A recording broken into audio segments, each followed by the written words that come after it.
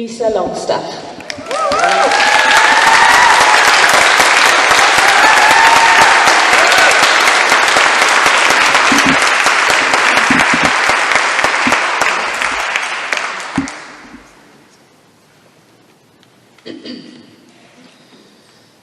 For over 4 decades, we've campaigned to get rapists convicted.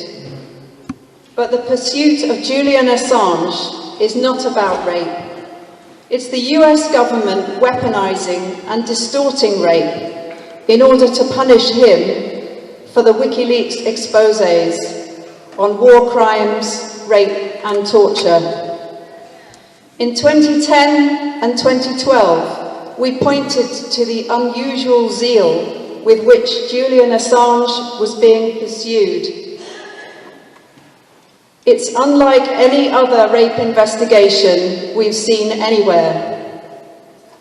The low UK rate of charging men for reported rape, and recent figures show it's dropped even further from 14% to 2.5% in 4 years, resulting largely from negligent and biased investigations and prosecutions, speaks volumes about how rape is generally dealt with. The police excuse for this now is that they're overwhelmed and understaffed. Domestic abuse and domestic murder are no better.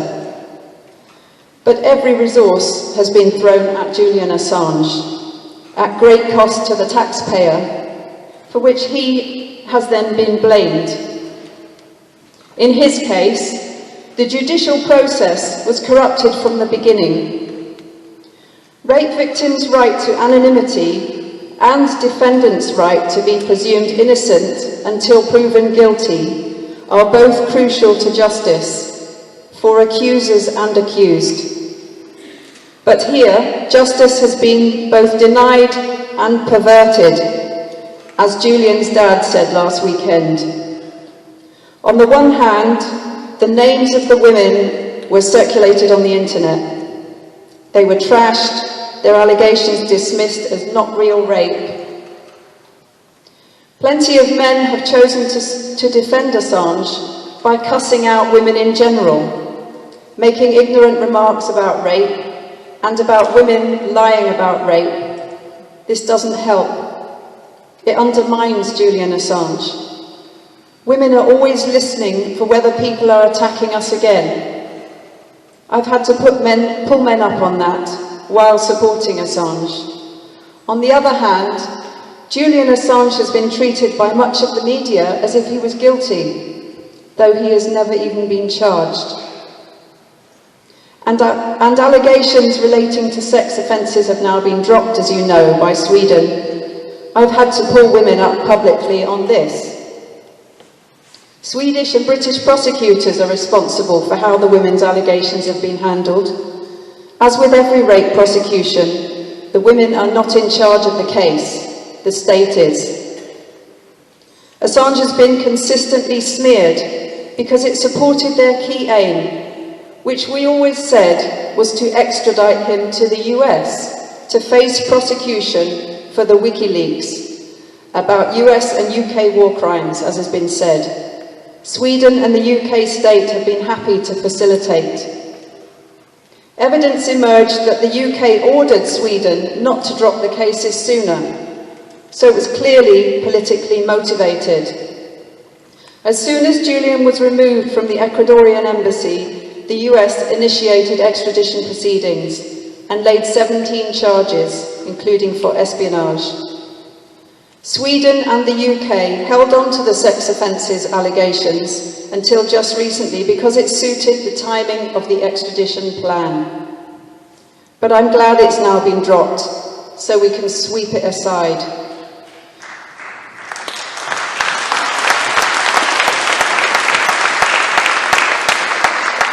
Now we're back to confronting the extradition efforts by the US, pure and simple.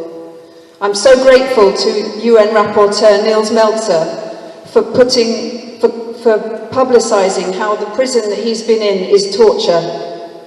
Mr. Melzer warned of the alarming implications of the witch hunt against Julian Assange in the course of documenting the effects of his forced confinement, now imprisonment. He wrote, "Assange has been systematically slandered to divert attention from the crimes he exposed. Once he had been dehumanized through isolation, ridicule and shame, just like the witches we used to burn at the stake, it was easy to deprive him of his most fundamental rights without provoking public outrage worldwide. And thus a legal precedent is being set. I've heard women say they don't care if Julian Assange gets the death penalty. He's just a rapist, and he should be made an example of. This is mob rule. It's not the politics of women against rape. Assange is being publicly vilified in order to divert attention from the state's revenge and silencing of WikiLeaks, and all of us. We oppose torture and the death penalty. Rape and other sexual allegations have been used to pursue a political agenda from the start, intent on actually hiding rape, hiding torture, and hiding murder committed by the state.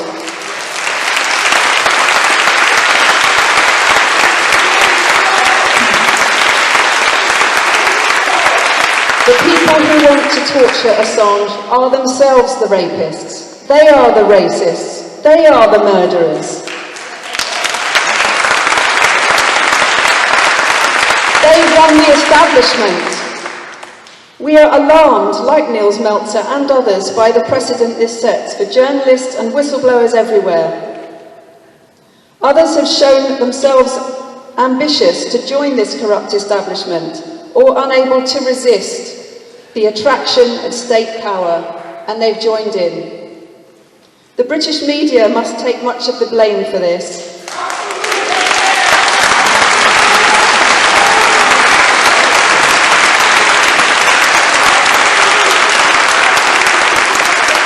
They turned on Assange. They took part in hiding the US murder and rape, in which Britain also participated.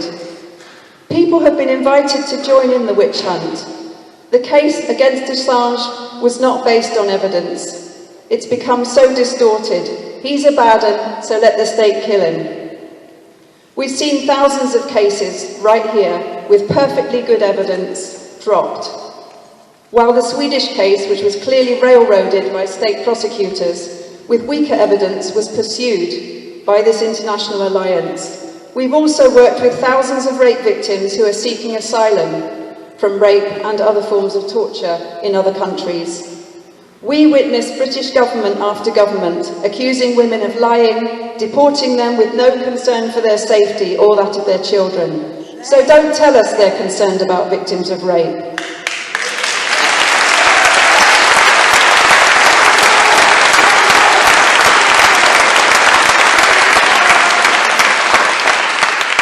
In 2004, together with Black Women's Rape Action Project, we wrote to every woman MP about the war crimes and torture, including rape, under US-UK illegal occupation, that were being committed in Iraq, Afghanistan.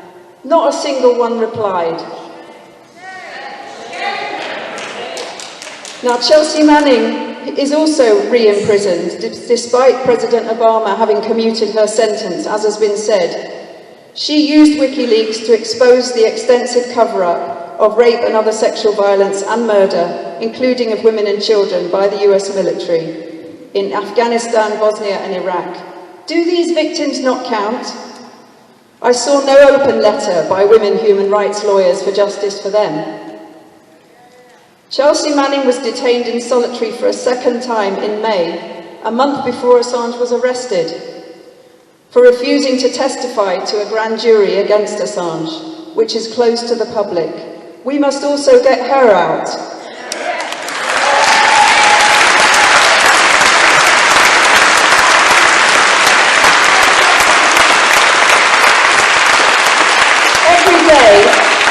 Every day she is being fined a further $1,000 for refusing to testify against Assange. She said, "In solidarity with many activists facing the odds, I will stand by my principles. I will exhaust every legal remedy available. My legal team continues to challenge the secrecy of these proceedings, and I'm prepared to face the consequences of my refusal. Now that's a principled movement person.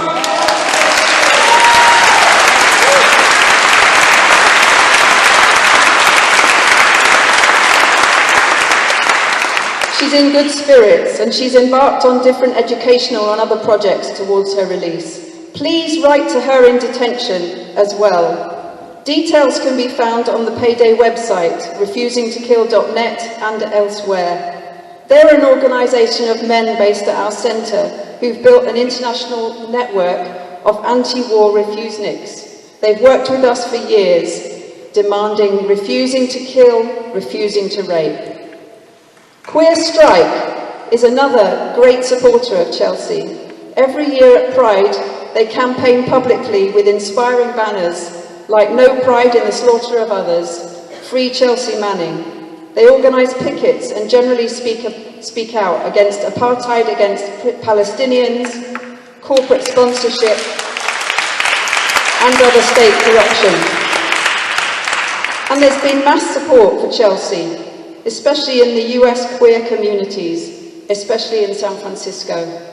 Please write to both Chelsea and to Julian and campaign to get others to support. Let them know you appreciate what they've done. Julian's prison address can be found at writejulian.com. We have to save the lives of Chelsea and Julian and do all we can to bring them home, because in saving their lives, we're saving our own.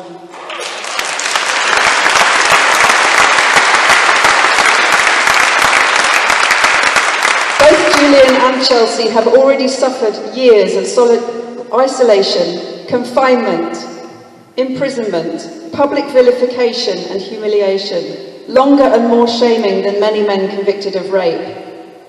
Once again, women's fury and frustration at the injustices of suffering violence and seeing rapists go free in almost every case is being manipulated by governments for their own purposes. Sending someone to their death or 175 years in prison and torture in the US for espionage has nothing to do with justice. And it certainly is not justice for rape. We can win this. We intend to win. We have to win. And low-key, we can break through their walls. Let's do it.